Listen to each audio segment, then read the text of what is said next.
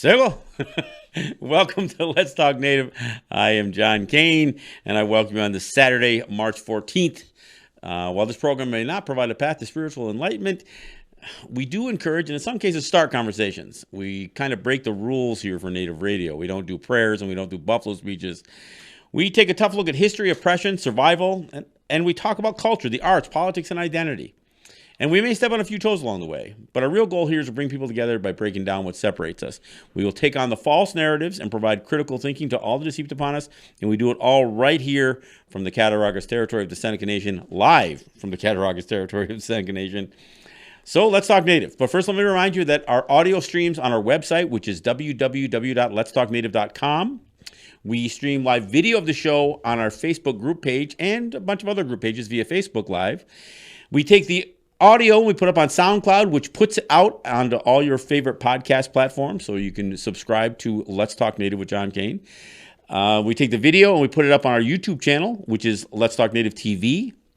So I encourage you to subscribe to that as well. On our Facebook group page, we're like only about 20 people or so away from hitting 8,000. So I'd like to get our Let's Talk Native TV YouTube channel, get some more subscribers there. But anyway, that's where you can check out the show. Look, well, first off, I'm the host and producer of the show. I'm joined here in studio by Jake Proud, who's managing our audio and our video. Let me get into it. Topic of the show, I called it COVID 1492. Now, I know that could sound confusing, so I'm going to explain.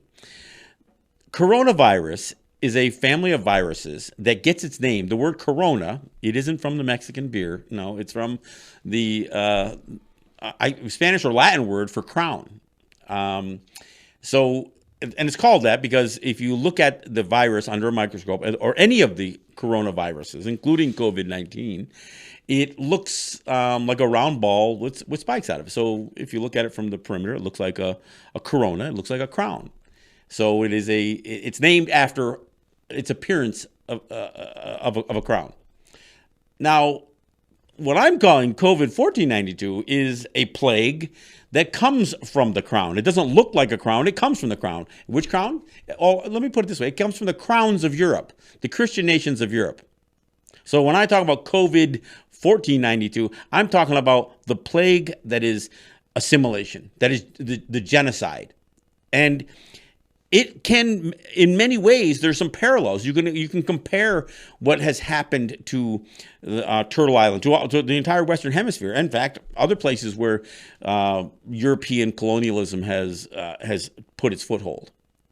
But today in particular, understanding what's happening with the COVID-19, that coronavirus, it gives some insight as to how devastatingly impactful my made-up virus, my made-up disease, COVID 1492, how much assimilation has weakened us as indigenous people, and I don't mean just made us weak as individuals, but as a people. And when you consider how devastating assimilation has impacted our people in everything. So whether you're talking about the things that I always talk about, things like church, language, our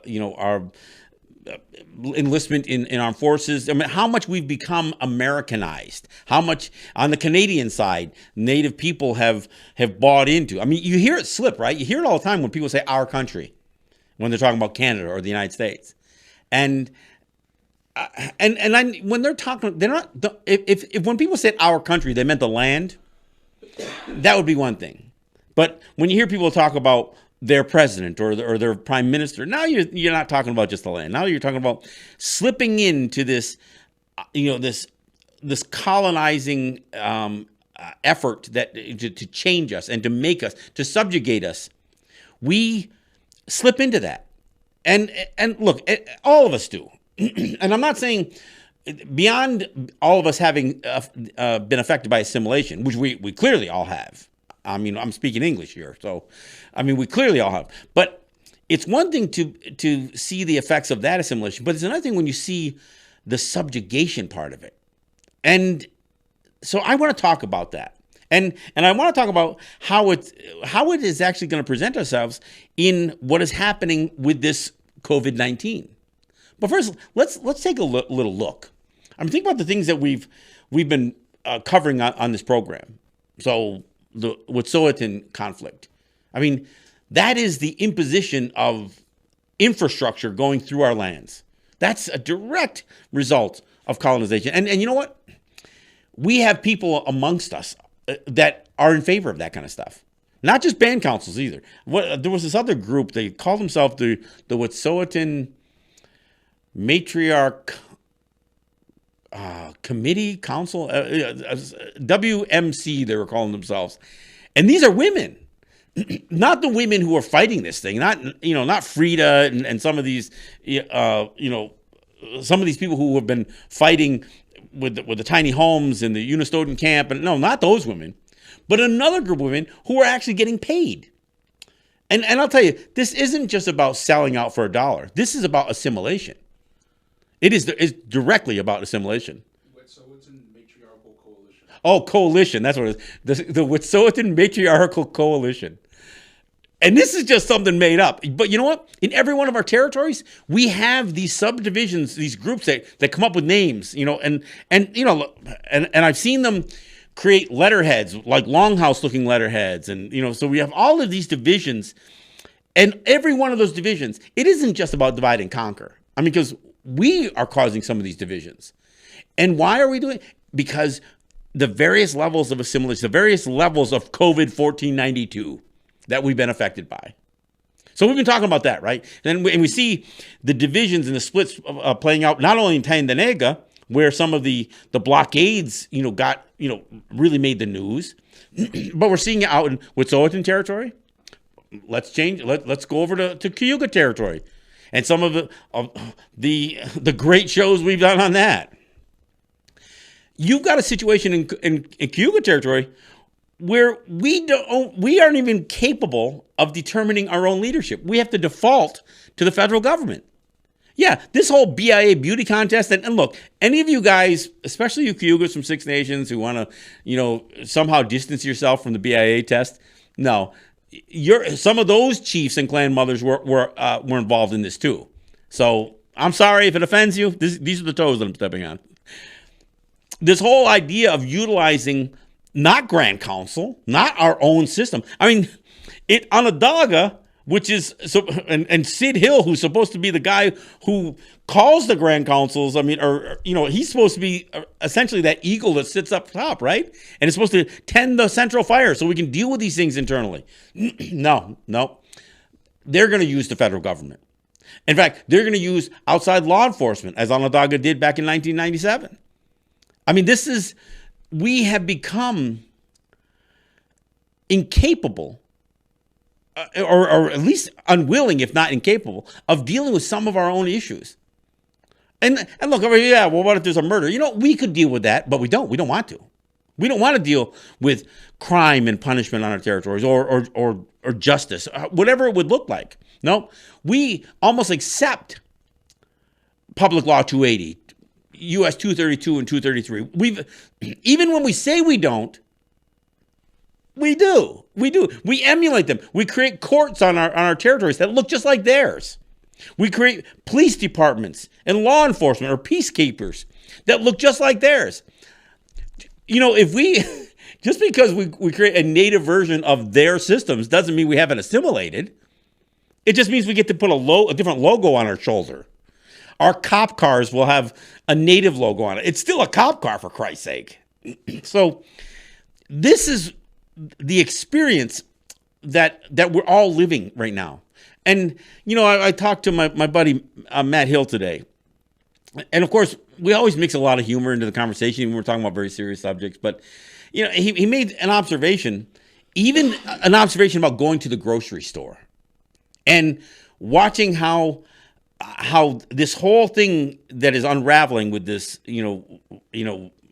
with things shutting down and people like hoarding toilet paper and, ridiculous things like that, buying up all the hand sanitizer. I mean, but even the groceries, you look at the groceries and I saw shelves barren today, soups, beans, all these things just wiped out. And and Matt made an observation about a woman who was complaining about the price of a can of soup. And it's like, you could make your own soup. You could buy beans. You can buy all the materials to make soup, and you can make more of it, and you could have it for yourselves.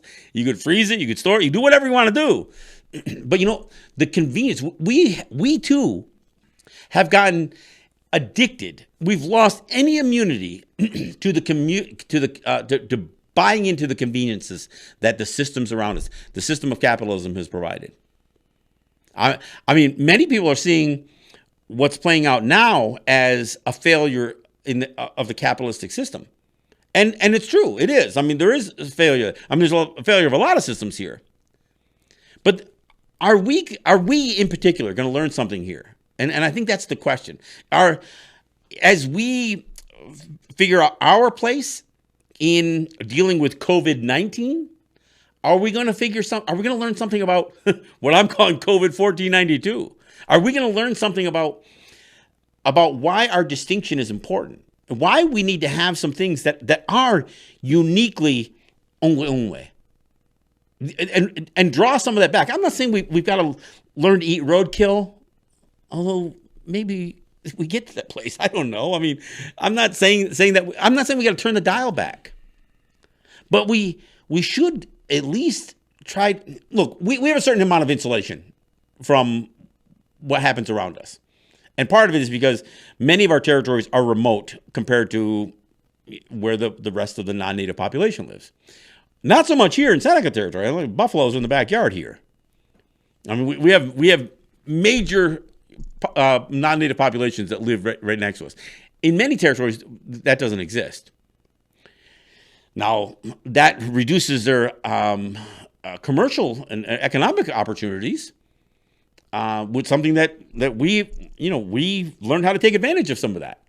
Yeah, and we have experienced a lot of economic opportunities, and we've pushed them. We've learned how to market our regulatory advantages, utilize sovereignty in a way that gives us a marketing edge, and build economies, whether it's about taxes associated with tobacco, fuel, whatever. And regulation on gaming. We've done some of those things, but some places are much more remote, or they have only pockets. And I've talked about this even as it relates to on the Canadian side, how you look at many of our territories, the villages that we live in have been manufactured by U.S. or Canadian policy. And crappy little HUD homes, these crappy little residential developments, oftentimes either low-income housing or trailers. Look, there have been places that entire villages were built by FEMA trailers that were purchased by FEMA for floods back in in the 60s and the 70s and stuff like that.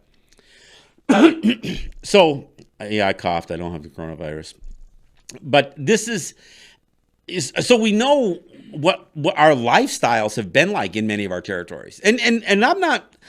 That includes Seneca territory. Senecas, they have a whole bunch of houses that were built when the federal government came in and literally stole, to the extent that you can steal land. I mean, when they claimed and condemned 10,000 acres of Seneca land, there were a bunch of those typical types of HUD homes that were built, for Senecas to move in, little shoe boxes that, within a few years would become dilapidated. They would be infested with mold and all kinds of crappy little homes. That's what the American government, the U.S. government, and the Canadian government. I mean, you look at some of the villages, that exist on the Canadian side. And again, if you go into many native territories, U.S. or Canadian side, what you would see is the haves who all worked for tribal or band councils. They all live. They've got nicer houses. they all have nicer homes. But the average person didn't. Now, the exception to that was our men who went out and worked in perhaps high steel, iron workers, the trades, and brought their money back. But again, we couldn't get a mortgage. We couldn't borrow money, even if we had the income to support it. We had to buy everything. We had to build everything ourselves. with the cash on hand that we had. And so when you looked at a lot of the homes, you would see that. You would see either somebody really diligently worked to build a nice home, or they languished in the government funded or the government subsidized homes, or the band councils, which also relied on some of those subsidies, but managed to be able to do upgrades that nobody else could afford to do that. So I mean, but our territories are remote and they're distinct from the non-native territories. So there's a certain insulation, buffer that exists on our territories. That's a lot less than it used to be. And obviously, as we've gotten into more commercial activity, economic development, bringing in non-native people to shop in our stores and to gamble in our facilities and that kind of stuff, we have a lot more interaction. But there's still a social distinction. So we have a little bit of that, again, that insulation from something like this, like a pandemic. It's not to say that it's not going to reach our territories, but it's probably not going to reach. And of course, our populations are small. It's probably not going to reach at the levels that it's going to reach the urban environments. The cities that folks live in are most vulnerable. That's where you're going to get a rash of these things. And of course, you're also going to see, the problems associated with that, hospital beds, shelves, at grocery stores being wiped out and that kind of thing.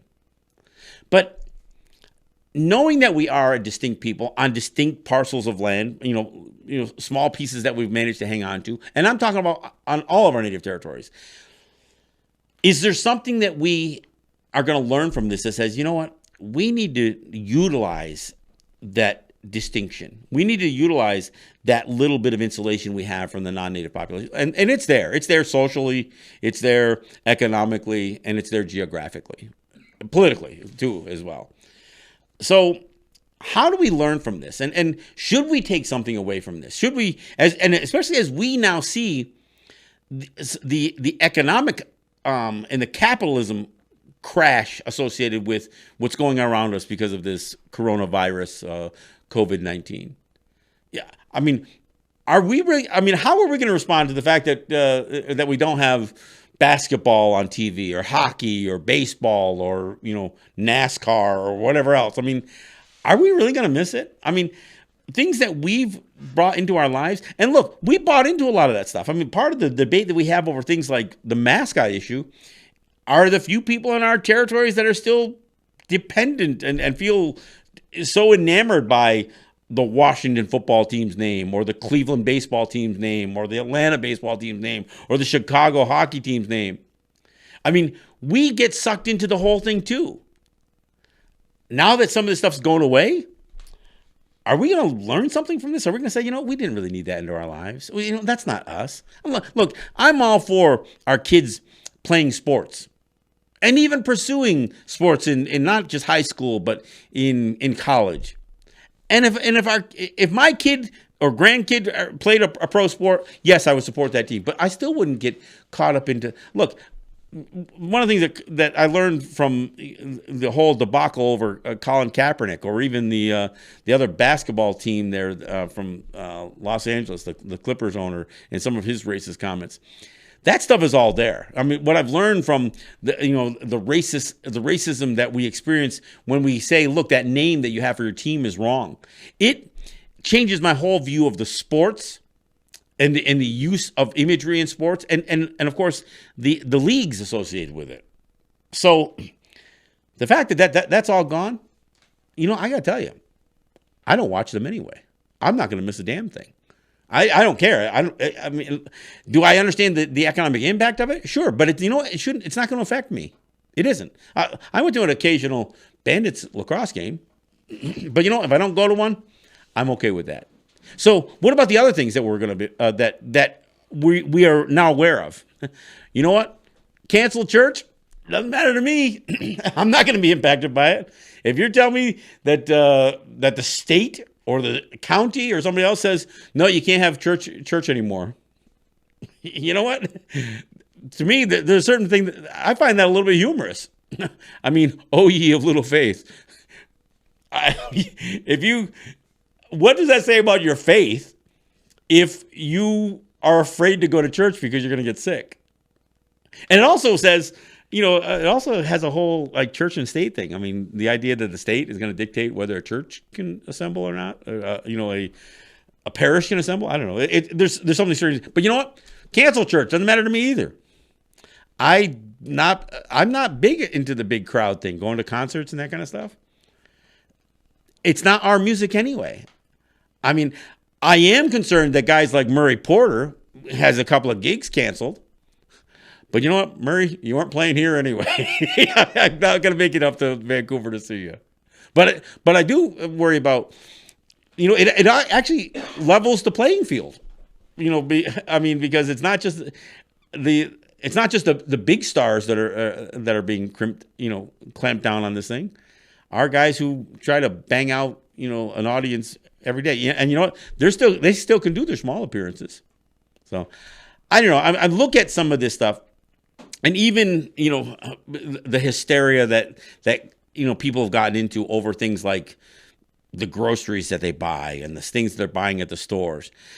As our activities all change, I mean, I also see how Native people have got caught up into the conspiracy theory side of this thing.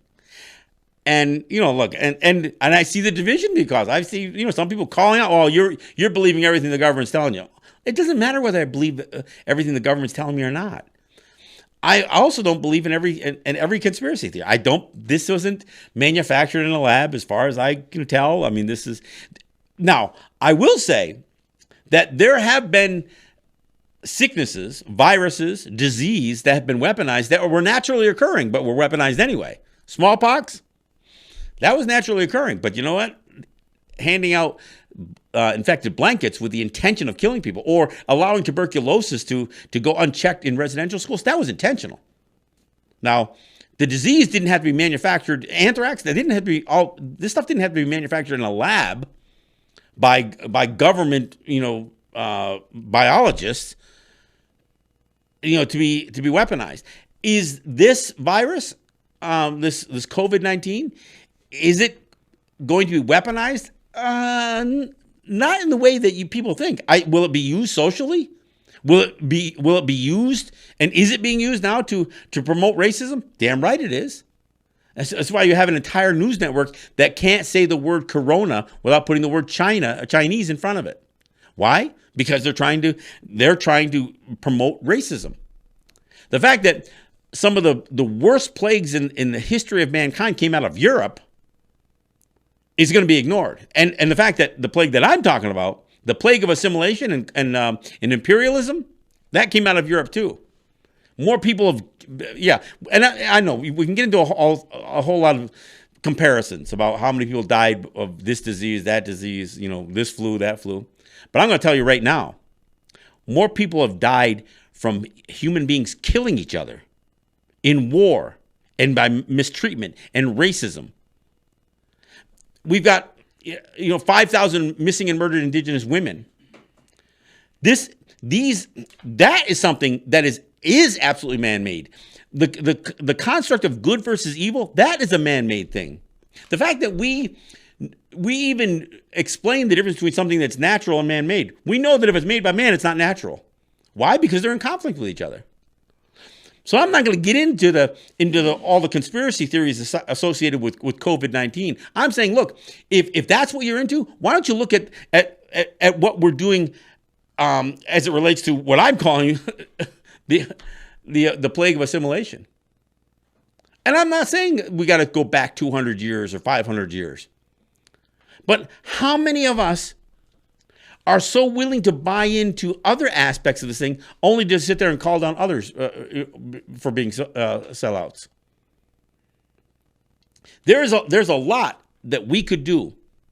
With school shutting down, I did a show a couple of weeks ago, and my viewership dropped off dramatically. When I'm talking about getting our asses kicked by cops or kicking, or this being victimized or shutting down this or shutting down that, yeah, I'll get listeners then.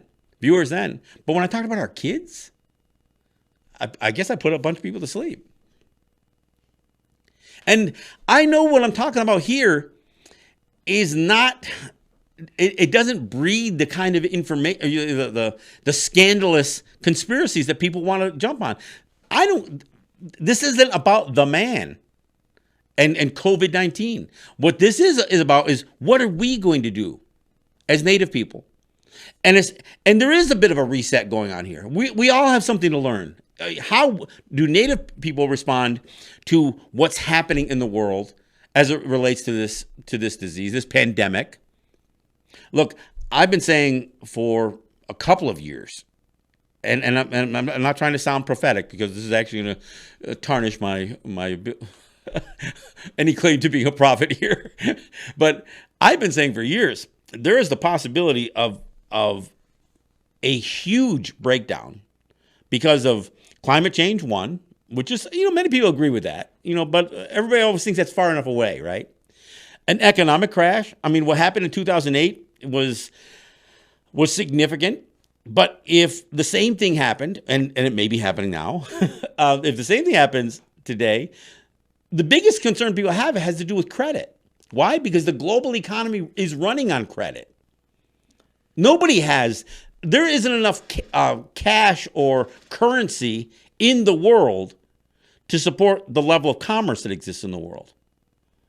So, and again, and that matters. It does matter. I mean, because X's and O's on a computer oftentimes are all tied with or the decimal points and then all the numbers on your balance sheets or whatever. A lot of that is credit. It's not real money. I mean, this is the difference between something having value and something being able to liquidate. Being liquid, as they say. I mean, you can have something that you think has a great deal of value, but if nobody's there to buy it, then that value just goes away. The thing that you have doesn't go away. So the economy is really, really fragile. And now that we've done so much to drum up what we call the global economy, it's even more vulnerable. So we've got climate change, we have economy. We also have political unrest, global conflicts. I mean, the potential for all kinds of violence, whether it's the Middle East or whether it's Eastern Europe, the threats that U.S. and others keep making in South America. And this is like war here. That's always a risk. But even within countries, you have this nationalism and racism that's playing out. So you have political unrest, you have global conflict, you've got economic threats, and then you have climate change. I never even factored in a pandemic. Honestly, it never even entered my mind. But just as I said, those four things all connect. This pandemic is showing how it's the fifth wheel that I forgot all about. This has the potential to cause global conflict by drumming up more racism and hatred. This has the potential to kill an economy. The stock market has dropped, has gone back has wiped out 3 years of gain that took place during the Trump administration. Not because, but during the Trump administration, I should say. That wiped out 3 years of gain. You know what? That doesn't matter to me either because I don't own any stock. But if you're going to call it an indicator, that's an indicator of something really, really unsteady about the U.S., not just the U.S., but the global economy. It has the potential to cause conflicts within an area. Trust me, people have to stay home and can't make money, and they're dependent. All of a sudden, this idea of socialism sounds a little bit better now than it did a couple of weeks ago, even to the redneck right. But it's the kind of thing that's going to breed hostility. They're still battling over whether the United States should cancel food stamps or not, and that has racial overtones to it. It shouldn't, but it does. This is going to get ugly. It's going to get uglier before it gets prettier. But it's all predictable. But I got to come back to asking the same question. Where do we play into this? That's the question. All right. Hey, we're at the bottom of the hour, so we're going to take a break, come back, and I'm going to, just rage on some more, I guess. This is John Kane. This is Let's Talk Native. We'll be back in a few.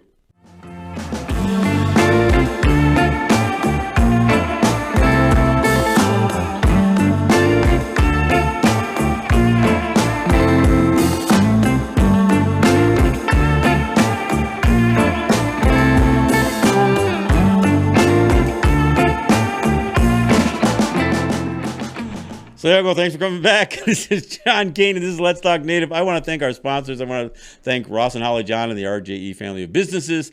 I want to thank Eric White and ERW Enterprises, the folks at Grand River Enterprises, and I want to thank the folks at Cat Res Smoke Shops and Gas Stations. Again, your sponsorship, your help each week or each month really helps us do the show. And look, we're just trying to have a conversation here. And there are many of you that have all kinds of ideas about COVID-19. Somebody messaged me about 5G. Look, people are free to believe or think or buy into any theory. And I know people hate the when you say conspiracy theory. Look, there are some conspiracy theories that are true. I mean, there are some conspiracies that really did happen. Not everything is like, tinfoil hat stuff, okay? But look, I am fairly confident that this coronavirus, this crown virus, just so people understand why I made the comparison here. This crown virus, this COVID-19 occurred naturally. It wasn't because of something. Well, I'm not saying it occurred naturally, but it may have been caused by man. But I'm going to tell you why. Because they pretty much attributed this disease to what they call the wet markets of China. Now, if you don't know what a wet market is, there's nothing wrong with people eating bats or anything else in wildlife. But when you start herding people into these massive population centers, see, the problem isn't what they're eating, but how they're eating it, how they're storing it. So if you're going to bring wildlife, killed or captured wildlife, and bring it all into these tight areas, so you just defied nature. You just defied the whole. Look, you can get Lyme disease from a deer tick. It doesn't mean you can't eat a deer, okay? But if you surround yourself with a bunch of deer and you start herding them all in together, live, or, whether they're killed or not, you're going to probably bring a lot more deer ticks to you. So if you bring these huge markets, because you've just packed in 6 million people into a smaller area, 60 million in the surrounding area, and that's what exists in China. And so now you've got people who are bringing in, hunted and captured, trapped wildlife, all kinds of wildlife. And I have no problem with people having a diverse diet. So anybody who's going to say, well, people shouldn't eat bats. Well, you know what? Should people eat lambs? I mean, should they eat fish? I mean, I don't. So some birds you can eat, and other birds you can't. I mean, you can eat chicken and turkey, but you don't touch what? Eagles and buzzards. I mean, I don't know. I mean, seagulls. So I don't know, or parrots or parakeets or lovebirds or parrots or whatever you want to call it. I mean, if you bring in all of this wildlife, and then you've got both killed and live wildlife all in one area, there's a good chance that there could be an evolution and a mutation in a virus, and that's probably where this thing came from. Now, is it caused by man? Sure, I believe it is. Maybe this wouldn't have existed in this same way. It wouldn't have made the evolutionary jump, the mutation, if man didn't jam all of these things into these giant wet markets in China. And not just there. I mean, it's the same thing. I mean, dying of eating romaine lettuce? Romaine lettuce should not be something that is a health risk. But if you spray crap on it, on the fields, so if you're going to take animal feces and in the way that it's been used to fertilize these fields, I mean, if you get E. coli is not naturally occurring on a romaine lettuce leaf. It's not. But you look at what's happening in places where the pig farming in the southeast. They take this pig manure and they spray it into the air over these fields. There are people who have to live and smell, and they can't hang their clothes outside. They're literally breathing in fecal matter. A pig should not be a health hazard as an animal. But if you do this if man does these kind of things, so yeah, so man is somewhat responsible. It's not about bioengineering necessarily, but I'll tell you, disease is not evil. Disease doesn't have this whole good versus evil construct. Cancer, I hate cancer. I've lost loved ones to cancer, and I've lost loved ones to diabetes. I hate these diseases, but they're neither good nor evil. They just are. But they are it. You know what? Man has a role in these things.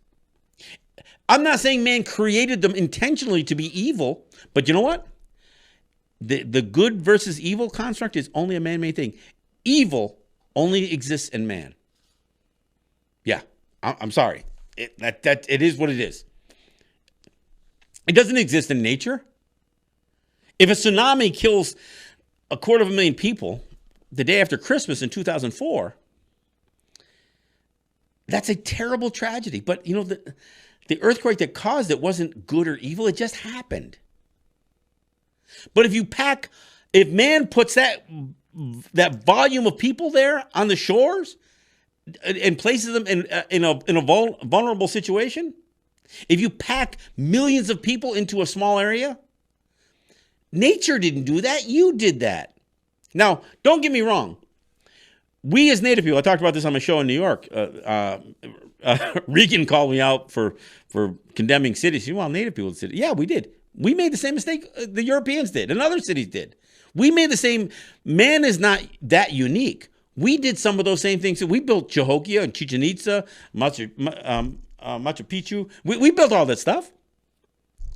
They weren't great. I mean, they demonstrate our advancement in intelligence and in design and that kind of stuff. But you know what? The idea of packing a big population to a small area, it causes disease. It causes it causes hierarchy, and it causes a lot of animosity. It depletes the resources in an entire area. So now you've got massive amounts of people trying to grab more resources, which causes more conflict. Look, the idea of living in cities, and for the first time in human history, more people on the planet live in cities than live in rural areas. So this trend is going to continue, folks. And so what happens? The people in the cities are really, really vulnerable. And that's what's playing out with COVID-19. And the people in the cities, the plagues of Europe, they didn't occur in the countryside. Why did the plagues of Europe happen? Because they were throwing sewage in the streets. Man did that.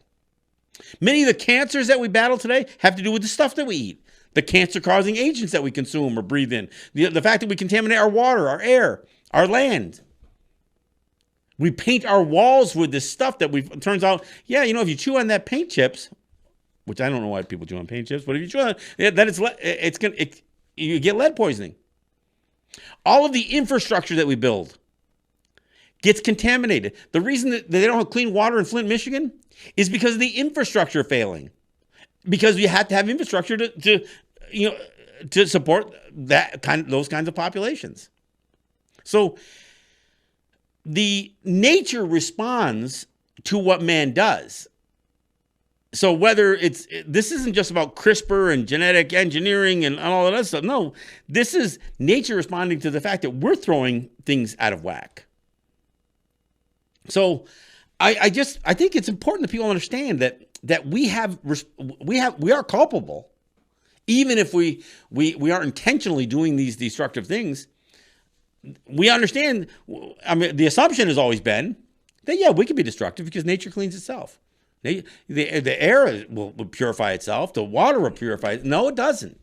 It does to a certain extent, but we keep going well past what nature has been able to do for millions of years, which is adjust to, whether it's, emissions from a volcano or what happens when an asteroid hits the planet, whatever.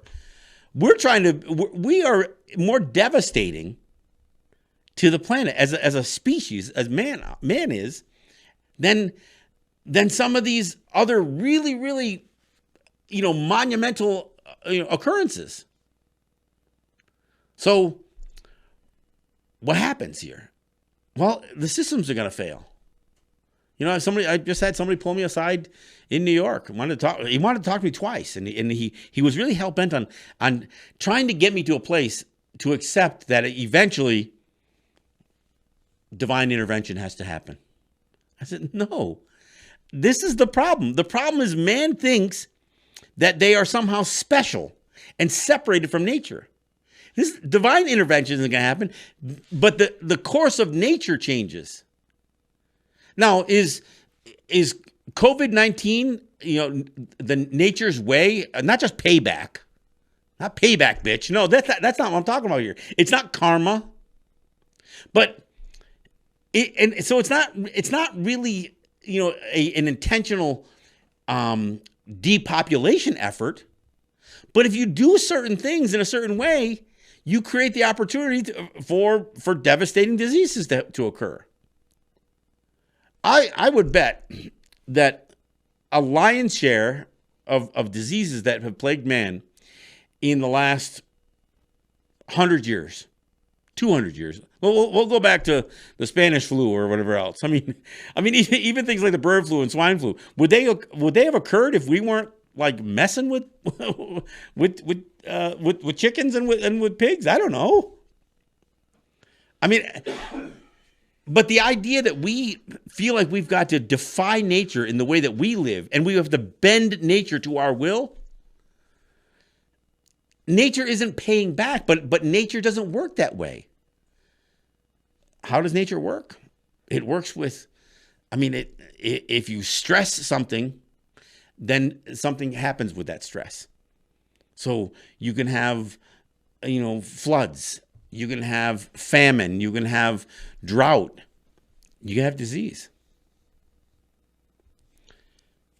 And again, as I mentioned earlier, we do have some space between us. Unfortunately, our behavior is as bad as anybody else on the planet. We do the same things, but we don't have to. I've said it all along. If we want to be unwe, we better figure out some unwe solutions for our future. Because just buying into the systems the way they exist right now and being so dependent on them. Look, if we don't know how to cook soup, if we think cooking soup means you open up the can and you put it on the electric range and you heat it up, or you throw it in a plastic bowl in your microwave, if that's your idea of cooking soup, man, you're vulnerable.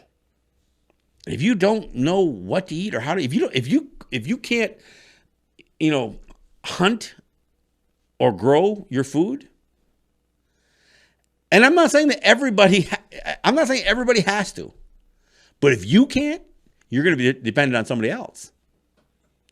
So if you're dependent on the meat that you eat that's going to come from some corporate farm someplace where they're injecting it with antibiotics and they're injecting it with steroids and they're injecting it with all kinds of stuff so they can get a bigger return on their investment in their cattle or in their pigs or in their chickens or whatever else, then you're inviting that whole thing into your system.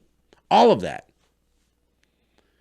If you're going to buy romaine lettuce that has E. coli on it, that E. coli is not going to get to you unless you take it in and consume it.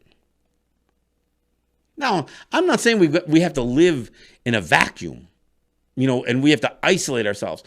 We don't have to isolate ourselves. We already have a certain amount of isolation, but we don't even know how to use that to protect ourselves. We envy what wealthy white people have. We envy what wealthy black people have. So we want the same stuff. But you know what? Even as we get it, we don't get any happier. The quality of our lives don't improve.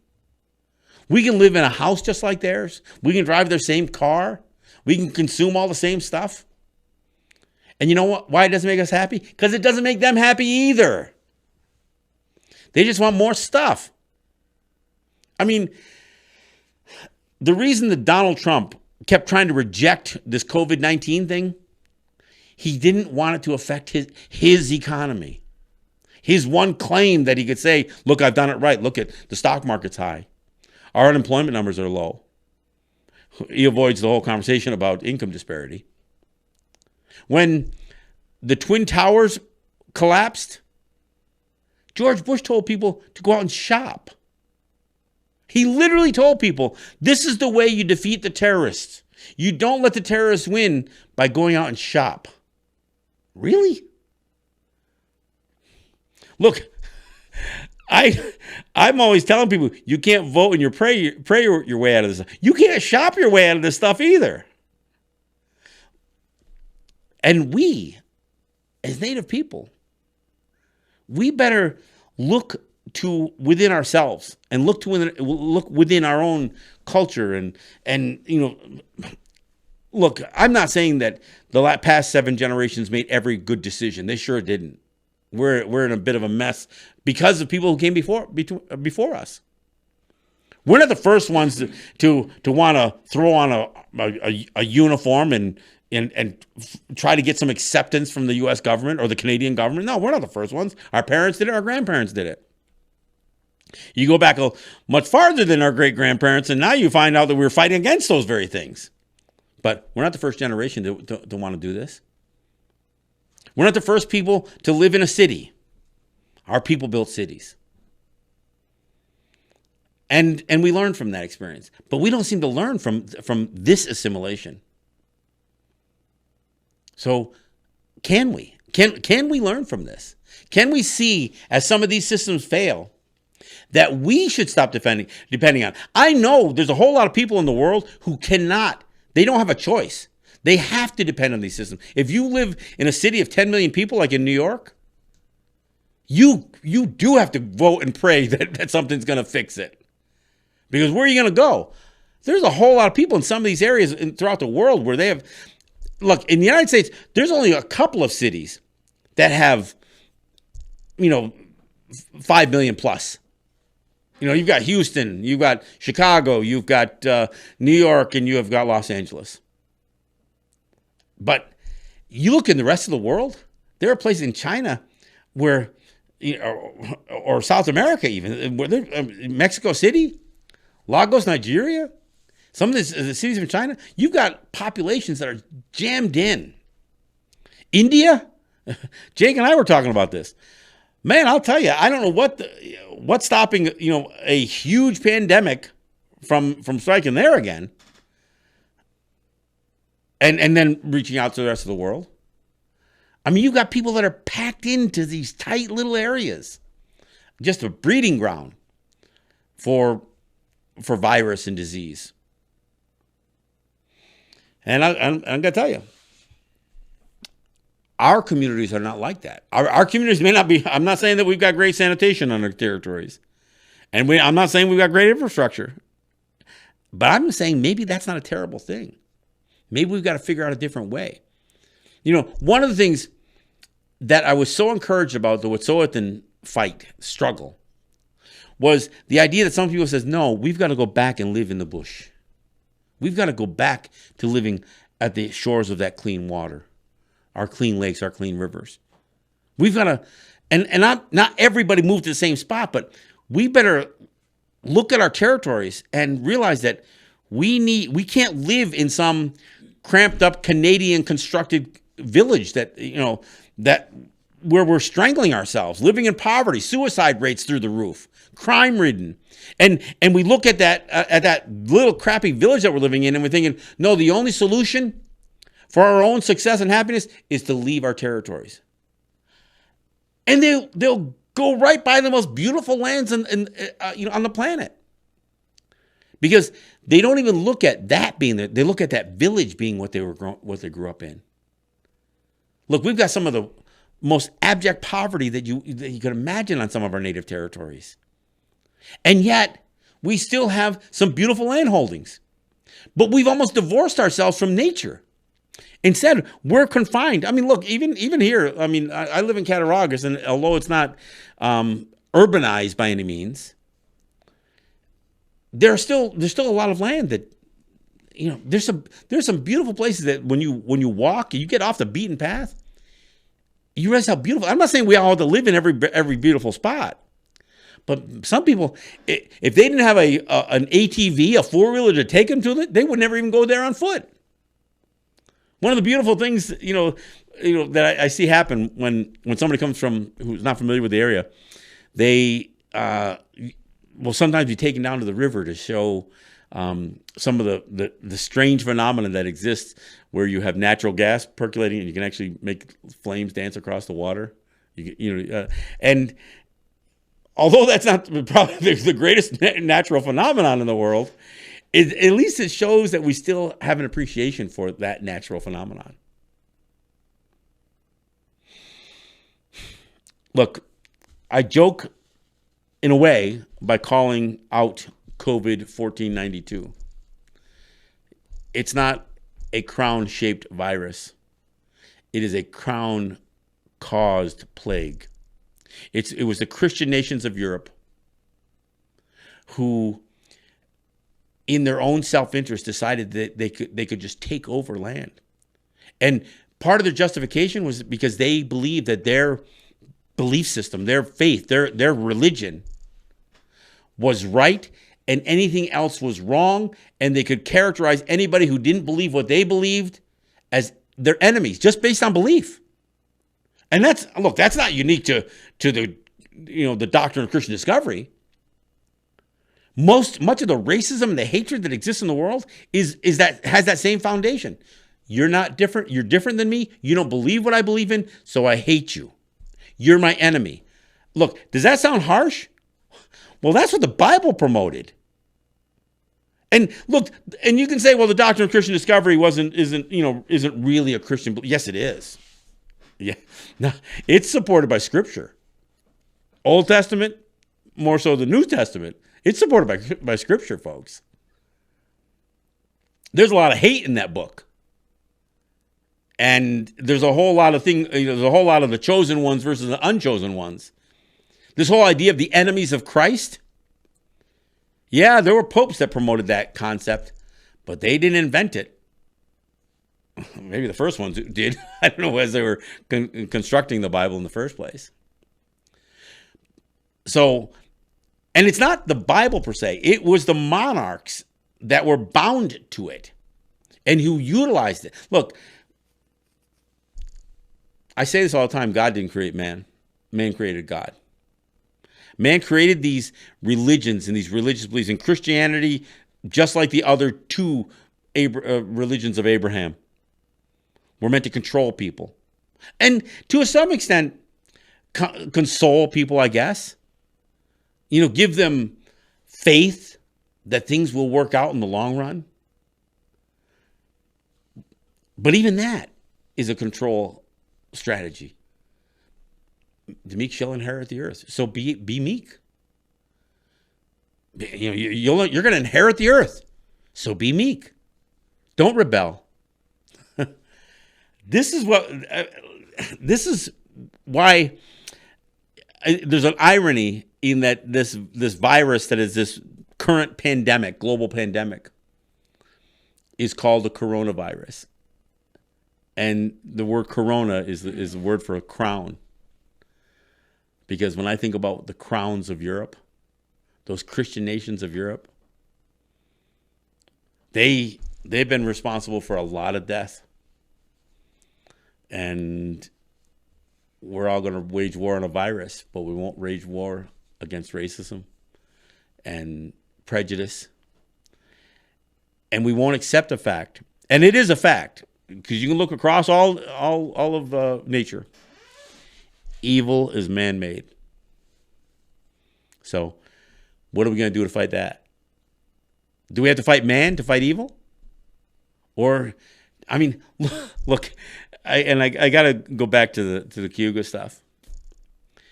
People who are related to each other don't want to make peace. They still want to fight each other. They don't even want to embrace each other. And that's just a microcosm of what exists within people who are even more different than the Cayugas looking across at each other. We better figure out how we put some of that smoke back in a bottle, because what man has unleashed in terms of trying to create this idea of a battle between good versus evil, we've never we can't seem to get back on top of it because nature doesn't play that game. Nature doesn't play that game. COVID-19 isn't evil. COVID-1492, that's evil. Look, I want to thank you guys for listening. We're gonna keep banging it out here. We'll be back here on Tuesday. I can't guarantee that I'm not gonna make some sort of coronavirus reference on Tuesday. That seems to be one of the things that drives a lot of the conversation. And I just wanted to have a different conversation, a little different conversation, and still make it relevant to what we're all dealing with. So we'll see you back here on Tuesday. This is John Kane. This is Let's Talk Native. Yahweh.